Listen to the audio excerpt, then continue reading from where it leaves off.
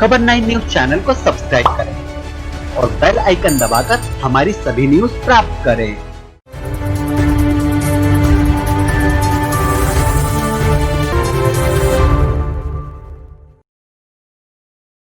Congress committee के प्रवक्ता योगेश यादव जी हमारे बीच बैठे हैं। उनसे आप जानना चाहेंगे कि इंदौर में कंप्यूटर बाबा के आश्रम पे और मसूद जो इंदौर में है उनके खिलाफ जो कार्रवाई की गई है उसके बारे में जानना चाहेंगे, और मध्य प्रदेश में जो उपचुनाव हुए हैं उसके बारे में भी हम जानना चाहेंगे कि आखिर किसकी सरकार बनने जा रही है। और मध्य प्रदेश के जो मुख्यमंत्री शिवराज सिंह चौहान हैं उन्होंने भी आरोप लगाया है कि कांग्रेस द्वारा उनके विधायकों को प्रलोभन दिया जा रहा है और तोड़ने की कोशिश की जा रही है।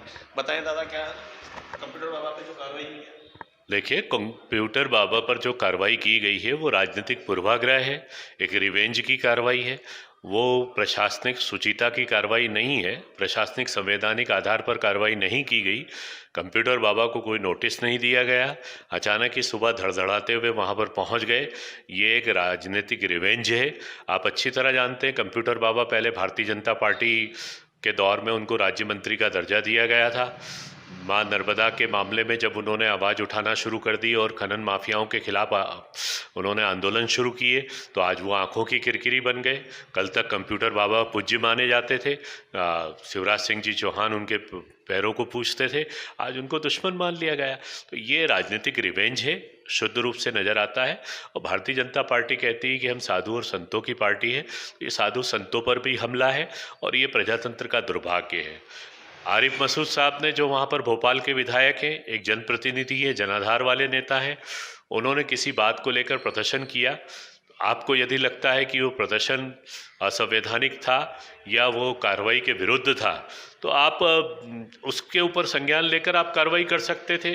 आपने धाराएं कायम की, आपने नोटिस दिया है, आपने गिरफ्तारी की है, आपने उन पर मुकदमा दर्ज किया है, लेकिन ये कौन सी बात होती है कि आपने उनके कॉलेज को तोड़ दिया। अब कॉलेज को तोड़ने से उस क्षेत्र में जो गरीब परिवार की बच्चियां थी, कितनी बच्चियां गर्ल्स उस कॉलेज में जाया करती थी, उनके ऊपर भोपाल के अंदर जिस तरीके से कार्रवाई हुई है वो बहुत ही, जिसको कह सकते हैं कि निम्न स्तर की कार्रवाई। और ये प्रजातंत्र के लिए दुर्भाग्य है। हम प्रजातंत्र में जी रहे हैं, क्या राजतंत्र में जी रहे हैं या तालिबानी युग में जी रहे हैं कि हमें अत्याचार किया तो इसका गला सर कलम कर दो या इसको तोड़ दो, इसको मार डालो।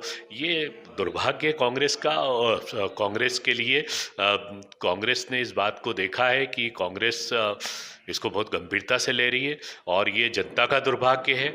और स्वयं हमारा दुर्भाग्य हम इसलिए मानेंगे, कांग्रेस का दुर्भाग्य इसलिए कि आज कंप्यूटर बाबा ने कांग्रेस के लिए चंबल और ग्वालियर संभाग में कार्य किया था और उन्होंने बड़े निष्पक्ष भाव से कार्य किया था। उन्होंने कहा था कि भाई आप उसको वोट दो कि जो बेईमान ना हो, जो सरकार को संचालित करे। तो ये जनता का भी दुर्भाग्य रहा कि उनके साथ कार्रवाई की गई।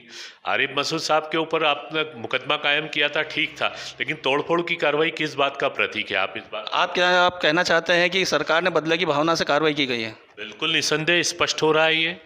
आज चुनाव समाप्त हुए हैं, सुबह 5 बजे धड़धड़ाते हुए आपके वहाँ बुलडोजर और मशीनें पहुँच जाती है और बिना किसी से बातचीत किए आप तोड़ने लगते हैं, बातचीत भी नहीं करते हैं। प्रशासन के लोग कहते हैं कि हमें ऊपर का आदेश है, साफ रूप से कहा जाता है, ना कोई नोटिस ना कोई कार्रवाई। ये क्या है? ये आदिम युग तो है, ये आदम युग शुरू हो गया इस देश में। उपचुनाव में क्या कांग्रेस से सरकार बनेगी? निश्चय ही कांग्रेस की सरकार बनने जा रही है, इसी के कारण घबराहट है।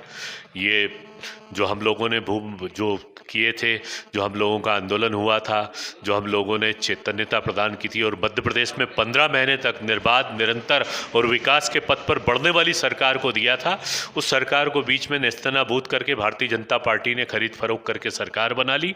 आज वापस जनता ने कांग्रेस को जनाधार दिया है, कांग्रेस सरकार बनाने जा रही है और निरंतर रूप से हम कार्य करेंगे। और ये जिस तरीके की कार्रवाई है भारतीय जनता पार्टी की हताशा, निराशा और बदले की भावनाओं का प्रतीक है। शिवराज सिंह चौहान ने आरोप लगाया कांग्रेस पे कि हमारे विधायकों को खरीद फरोख्त कर रहे हैं। आप अच्छी तरह जानते हैं लंच डिप्लोमेसी कौन कर रहा है, कौन बीएसपी के विधायकों से संपर्क कर रहा है, कौन निर्दलीय विधायकों से संपर्क कर रहा है। हमें अभी 7-8 विधायकों ने अभी तक बता चुके हैं कि भारतीय जनता पार्टी उनसे कह रही कि बातचीत करना चाहते हैं। तो ये कौन घबराहट किसके पास है, ये डर किसके पास है? और ये तो तथ्यात्मक रूप से प्रमाणित हो चुका है कि बीजेपी ने इसको परंपरा के रूप में ले लिया है। राजनीति में कभी ऐसा होता है कि विधायकों को खरीद करके सरकार गिराई जाए? भारतीय जनता पार्टी ने राजनीति में एक नई शुरुआत कर दी। प्रजातंत्र में कांग्रेस ने 70 सालों के इतिहास में आज तक इस तरीके की घटनाएं नहीं हुई। आपने 22 विधायक खरीद लिए और सरकार गिरा दी। और भारतीय जनता पार्टी का जो चरित्र सामने आ रहा है, ये प्रजातंत्र का एक दुर्भाग्य है। मऊ से खबर 9 के लिए संजय वर्मा की रिपोर्ट।